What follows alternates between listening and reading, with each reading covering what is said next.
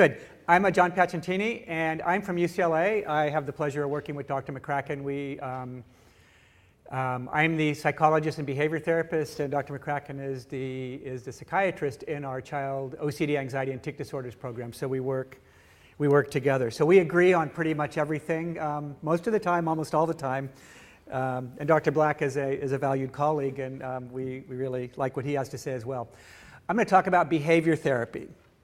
And I my grandparents came from Italy, so as slow as Dr. McCracken talks is as fast as I'm going to talk, which will be good if we need to leave time for the question and answer. So when we talk about behavior therapy, I mean, tics are neurologic, tics are brain-based. I assume you all know that.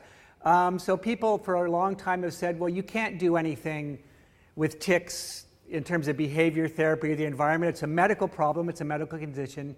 You need to use medication for this. But if you think about your experience with tics, your experience with your child's tics, other people that you've seen with tics, tics are highly variable.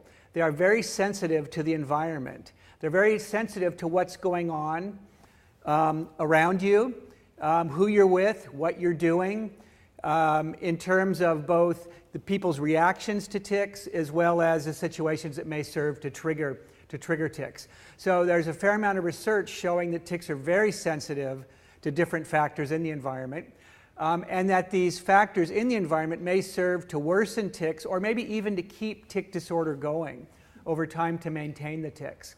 And these environmental reactions may also explain why different people with tics, they look different. Even a given child that we'll see may have certain tics on one day, may be very quiet with their tics one day or in a certain situation, and tic a lot more on different days. And the example I think that all the two prior speakers talked about is when the kids come into our office for their tics, sometimes they tic a lot less, and sometimes they tic a lot more. It really can depend. So the goal for behavioral treatment really is understanding the child or the adult in their environment and how these different environmental factors can impact their tics. In the same way that you heard from our two physicians that were speaking, it's really important to understand the patient, you or the child or the adult, the different disorders that are coming in, what's going on in their life. This really extends beyond simple comorbidities or other kinds of medical issues to these environmental factors. So we're going to talk a little bit about how the environment can impact tics, and then knowing what we know about these environmental factors, how we can develop a treatment that can take advantage of this. So we think about antecedents. So what are antecedents? Antecedents are things that come before. So we might call them tic triggers. And as I just said, people may tic differently when they're around different people or in different situations. The child that has to go play a sporting, you have to go to a football match, and they're really nervous beforehand, they're going to be ticking a lot more. Or doing a musical recital, going to a birthday party, meeting somebody new. Can all be conditions that might serve to make tics worse. Different kinds of activities as well. In our research, about 90% of parents report that their kids' tics worsen when they're playing video games or watching TV. That's an environmental impact, right? Whenever I play video games, I feel like ticking too sometimes. And some of my kids, one of my sons had transient tics, the tics that came and then they went away a little bit. And watching him play video games or really get into it was pretty terrifying. We think about environmental factors from the outside. We also think about environmental factors from the inside, because our bodies are environments as well. The two big internal antecedents, or the internal triggers, we've already heard that anxiety, stress or anxiety, is a big one, really big one. And the other is premonitory urge, which we heard Dr. Black talk about. And I'm going to talk about those just very briefly in the context of how we do behavior therapy. Equally important are the consequences of ticking. How many of you have either been told to stop ticking or have told a family member or a friend to stop ticking? It's or the schools or the teachers. And what invariably happens? It gets worse. Because all you do, you're sensitizing the person, or you're feeling more sensitized, which makes tics worse. So that would be a reinforcement. But other things that may be less obvious or less apparent in terms of reactions. So positive reinforcement is when something good happens and you want to do, when you do a behavior, something good happens, you want to do it more.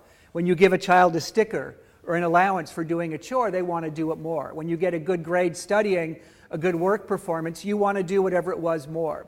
So some individuals with tics can receive positive attention for that. They can get some kind of an attention. Kids come home from school and they may get attention from their parent. Loving attention, I mean, of course, that's what parents do, is they comfort their kids. That may inadvertently, if the child is ticking, serve to also reinforce the tics and potentially make them worse or more sustainable over the long term. Negative reinforcement is if I do something and it makes a bad thing go away, then I'm going to do that more often. And the example would be if somebody's anxious. If I'm really anxious and I have to go to a birthday party and I don't want to go, and mom or dad says stay home, my anxiety goes away. I've avoided doing something I didn't want to do. So that serves to reinforce or reward the avoidance.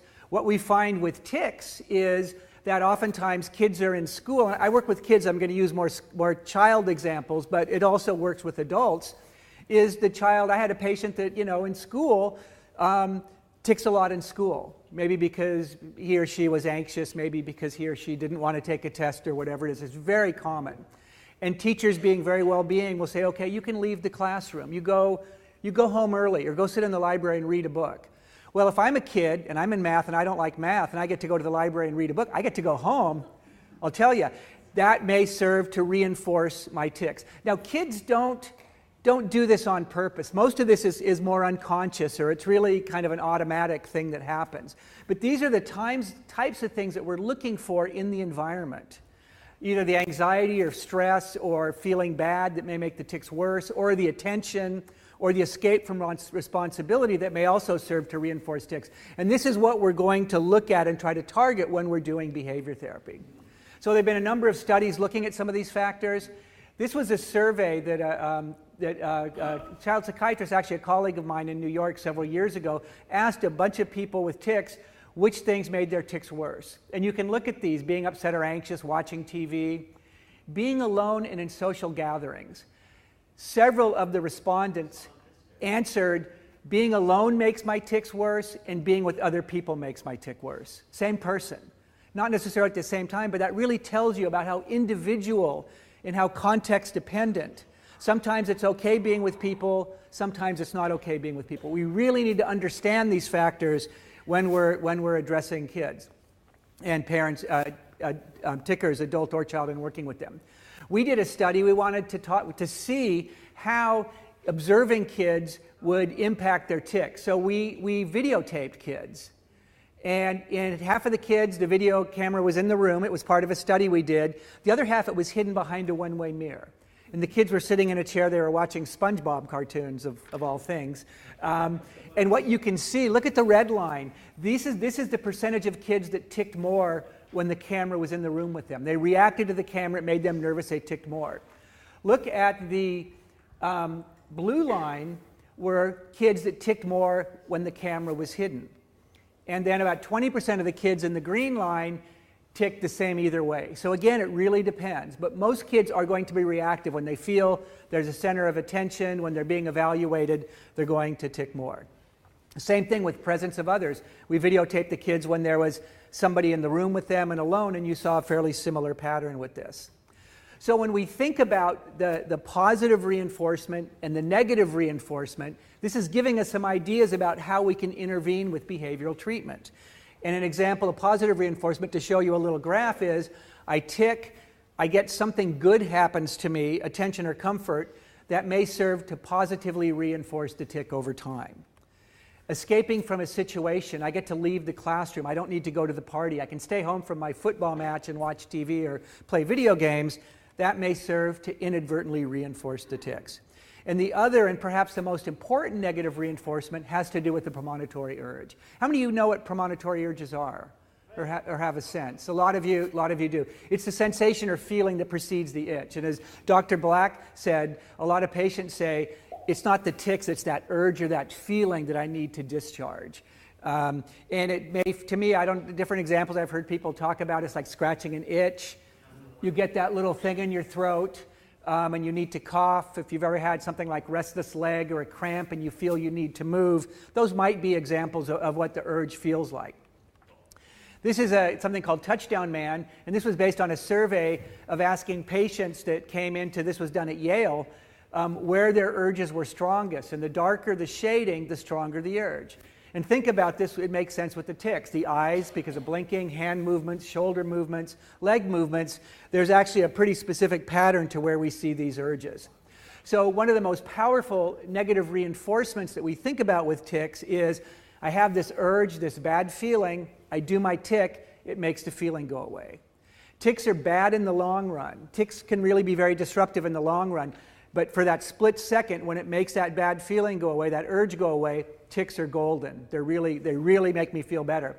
So that can serve to reinforce the tics. So when we're talking about treatment, we want to break all of these patterns. And we want to, for the example of premonitory urge and tic, we want to separate the urge from the tic, and hoping that if the negative reinforcement goes away, that may also reduce the tics. And we're going to move and talk about that now. So the way that we think about behavioral treatments is we want to identify all of these antecedents and all of these consequences that may serve to maintain the tics or to make the tics worse. And then we're going to neutralize them. We're going to identify them and try to get rid of them as the best that we can. And how many of you have heard of CBIT, or the Comprehensive Behavioral Intervention for Tics? CBIT is a behavioral treatment that has been becoming more available. It's still not very widespread, but Tourette Action has been doing a lot of trainings on this treatment. Here, Tara Murphy is here, who's done a lot of the trainings for therapists. We're doing a lot of these trainings in the US. And I'm going to talk about CBIT, or Comprehensive Behavioral Intervention, because it's the treatment that has the most evidence to support its efficacy for use with Tourette's. CBIT combines two behavioral techniques. The first is habit reversal training, or HRT. How many have heard of HRT, or habit reversal training? Probably more of you. And function-based intervention. What function-based intervention means is identifying antecedents and consequences and making them go away. So this would be things like, what happens when you tic? Does something bad happen or does something good happen? We want to get rid of both those things. What are some of the factors that trigger your tics or make your tics worse? When you're teased, when you're told to stop, or whatever it might be, we want to get rid of all those. The goal is to create what we call a tic-neutral environment. And once we do that, then the idea is going to be going after these internal experiences, and we use habit reversal training for this. And habit reversal training is designed to disconnect the urge from the tic, and I'm going to show you how, and also includes relaxation training exercises to try to reduce stress or anxiety. So the goal of CBIT is to really try to create this tic-neutral environment. So we know that tics are biological. We know that there's probably a biological component to the urge. And if we're going to work with patients to learn how to resist the urge and not tic, we want to make it as easy as possible. And the way we do that is by trying to get rid of all these other factors like the teasing and the comfort and stop ticking and the anxiety, all the things that drive the tics. If we can minimize all of that, then what we're really left with is more of kind of the pure tic, or kind of the solid tic, the internal piece, and that's what we're going to do with habit reversal training.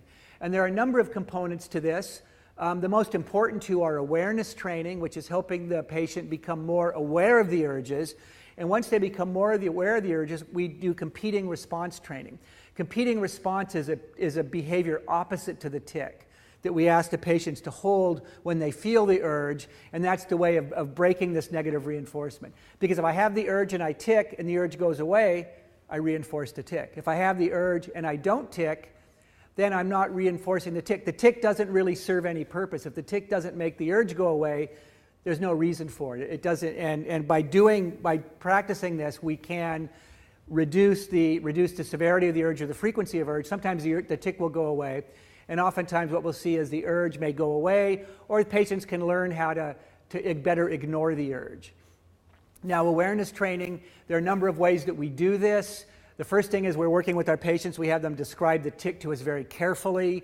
We have them go through the tic, demonstrate all the pieces of the tic. This may take a few minutes even to do this. What's the first thing that happens? What's the first muscle that moves? What's going on in your head and your body and your arms and your legs? Really breaking down the tic very exquisitely into a lot of details.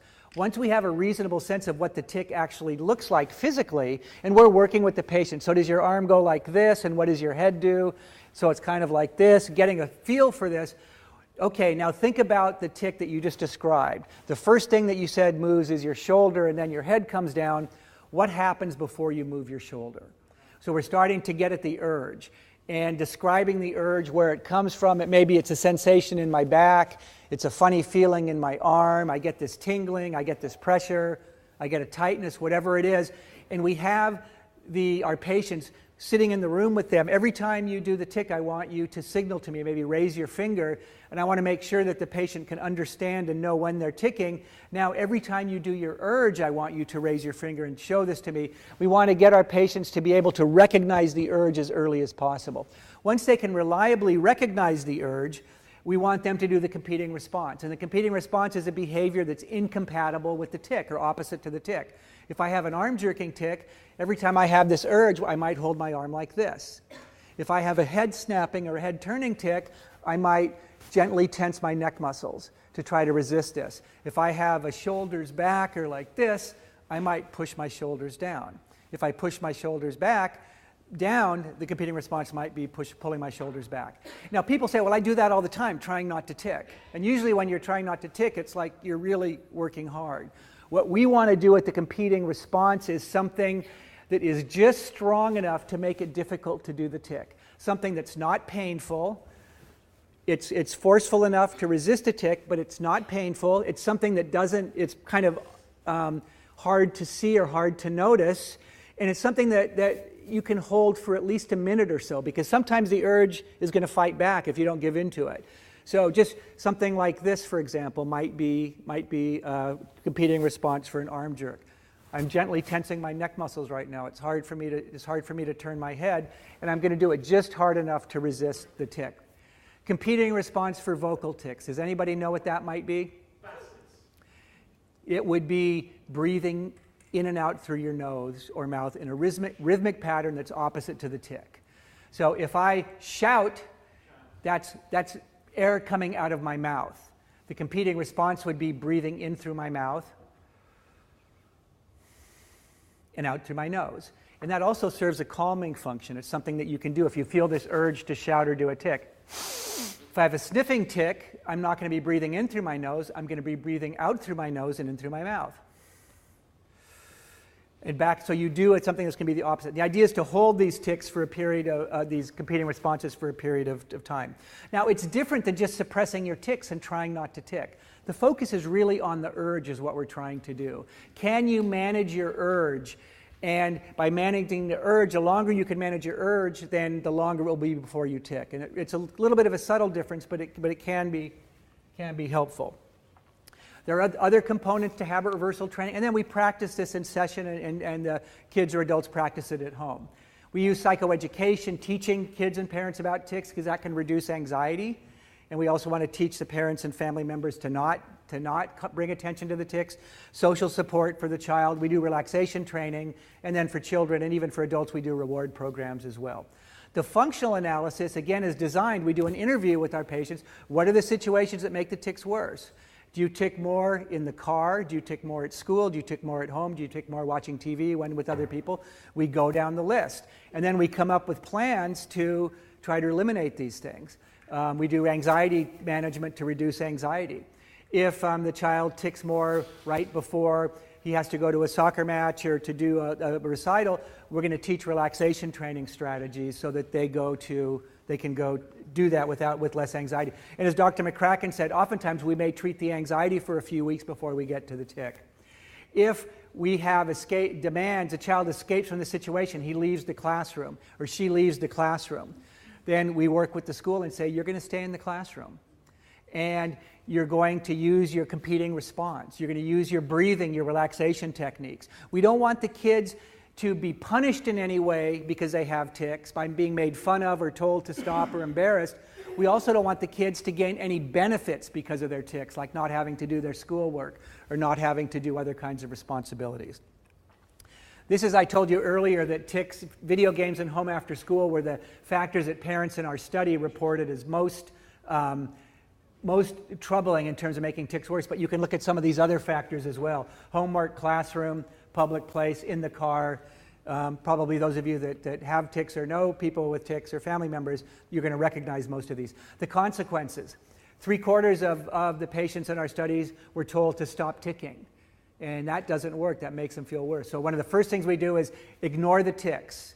The one thing is ignore the tics to the extent that you can. If your child is self-injurious with tics or runs into the street is because of a tic, we're not going to ignore that. But we're going to do the minimal amount we can do to try to keep the patient safe. But other than that, we want to ignore the tics. Everybody, brothers, sisters, grandparents, coaches, neighbors, that's what we want to do. Receiving comfort, well, you can love your kid to death, just not when they're ticking. And so these are the other things we want to do with antecedents or stressful kids. We give kids warning time. We give kids warm up time and warm down time. We give them time for transitions, etc. We've distilled this down into a few parenting tips. Again, if I only had one slide to show you, it would be this slide. And when I say do not react, this is for parents, but this really means everybody. Sibs, spouses, teachers, coaches, do not react to the child's tics. We want to ignore the child's tics as much as we can. Express frustrations with your child's condition only when your child is not near you. So think about those of you that have tics or those of you that again know people with tics, kids or whatever. And we've had kids that have come into our clinic, parents that are distraught because their 4-year-old is ticking. And most kids that young don't even know that there's anything wrong with the tics or that the tics are bad. They're just something that they do. Mommy, my eye hurts, my eye feels funny, or I'm doing my funny noise or whatever it is. And they look at the parent, and the parent is in tears and going, oh my God, my kid's life is over. And the child sees that and says, wow, so I'm doing something bad, something's bad, what is that? And they figure out it's a tic, and then that can make them feel worse. They get more sensitized, oh no, every time I do this, it's bad. And I don't want to do it, but the more I think about not doing it, the more I'm going to do it. So again, does this mean, this is nobody's fault. This is human nature. We're all humans, we're all people. This is the way we react to things. So we really need to not react negatively or put a negative connotation on tics. And sometimes it's not necessarily the parents. Oftentimes it is school, it is other places that put this negative connotation or reaction to tics, and we need to eliminate that. Interact with your child about his or her strengths rather than being the tic police. We want everybody in the child's life, not just parents, to just interact with the child as if he's a kid, interact with the adult, your spouse or your adult son or your friend, as if he's a person, and not focus on the tics. And expectations. A child or an adult with tics, we should have the same expectations for them as we should have a child without these problems. We really want to focus on the strengths. And these are just general: bedtime, sleep, relaxation, keeping busy, sports, and things are good. I only have a couple minutes left. I want to just go through the data showing you how well this works. We did 2 studies of about 250 individuals aged 9 to 65. The treatment is manualized. And we compared it to psychoeducation and supportive therapy. Half of the kids and adults got CBIT, half of them just came in and talked to their doctor with support and education. We found for the kids, 53% of the kids in the study that we treated were rated as significant responders. They were much better. Another significant chunk of the kids showed some improvement, but they didn't rise to this level. We think that, and we know now from experience, is with a few more sessions they would have done much better. So on average, more than half of the individuals that received this treatment will show good improvement. And only 19% in the psychoeducation and supportive therapy got better. About a 30% decrease in severity and about a 50% decrease in impairment associated with tics. For the adults, the results were a little less strong. About 40% were significantly improved versus only 8% in supportive therapy. But the average person in the adult study had tics for about 30 years. So we did 8 sessions. So it was 8 hours of treatment, and we got 40% of the adults with tics significantly better. So we think with longer treatment, we can do much better than that. The other slide that I think is important, Dr. McCracken showed you slides about medications, ziprasidone and risperidone. We compared our results to the results we find from these medications. And if you can look at the pattern of the bars, the green bar under CBIT is CBIT pre and post tic scores, and then the same for the medications, and the yellow are the comparisons. So for CBIT, we had supportive therapy. For the two medications, the yellow bars are pill placebo. The results are about the same. So CBIT works about as well as these medications. 40% of the kids that came into our study were on these medications, and the medications hadn't helped.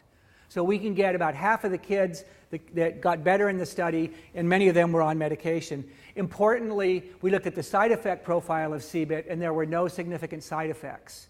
The groups didn't suffer any significant side effects, so you get a similar response to behavior therapy, a similar response that you would get from medication without the side effects. So we think that's really important. We've done a study doing CBIT, a modified version with 5 to 8-year-olds. We had the exact same results. 54% response rate, about a 35% reduction in tics. They've done CBIT with telehealth over Skype or long distance, and it works about as well as face-to-face. So we're hoping this will help with the shortage of therapists. I'm going to end with one slide. What does this mean for the treatment of tics? For a long time, patients with tics, going back, the 100 years since tics were originally described, it was, people with tics shouldn't try to suppress their tics. That's only going to make it worse. We need to shelter them. We need to comfort them. We need to protect them, keep them away from stress to keep the tics from getting worse. So when we think about with behavior therapy now, and we're teaching active management skills, instead of ignoring tics, now we want to increase tic awareness. Instead of suppressing tics, or don't suppress your tics, just let them happen, we want to teach our patients how to manage their tics or control their tics using behavior therapy. Instead of providing support from the kids and challenging or sheltering them, we want to challenge the kids. We want to give them the skills so that they can go out into the world and actively manage their tics and really participate in their world to the greatest extent possible.